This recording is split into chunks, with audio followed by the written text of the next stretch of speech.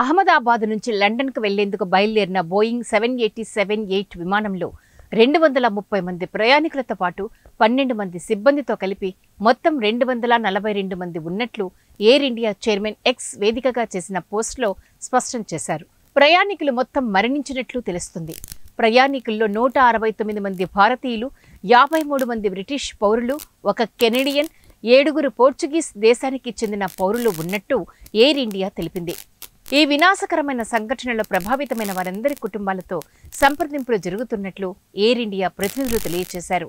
ఈ సమయంలో ప్రాథమిక దృష్టి బాధిత వారందరినీ, వారి కుటుంబాలను ఆదుకోవడం, అత్యవసర ప్రతిస్పందన బృందాలకు సహాయం చేయడానికి, బాధిత వారికి అవసరమైన అన్ని సహాయం, సంరక్షణను అందించడానికి శక్తి మేరకు ప్రతిదీ చేస్తున్నామని ఎయిర్ ఇండియా తెలిపింది. అత్యవసర కేంద్రం అందుబాటులోకి తీసుకుని వచ్చి సమాచారం కోరుకునే కుటుంబాల కోసం సహాయక బృందాలను ఏర్పాటు చేశామని ఎయిర్ ఇండియా పోస్టులో పేర్కొంది.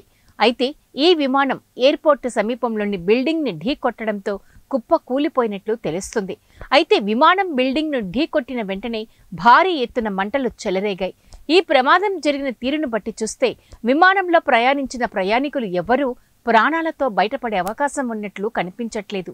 అయితే ఈ విమానం ఢీకొట్టిన మెడికల్ కళాశాల భవనంలో కూడా సుమారు 35 మంది వరకు మరణించినట్లు తెలుస్తుంది. 16 మంది గాయాల పాలయ్యారు. ఈ ప్రమాదంలో గుజరాత్ మాజీ సీఎం విజయ్ రూపానీ కూడా ఉన్నారు.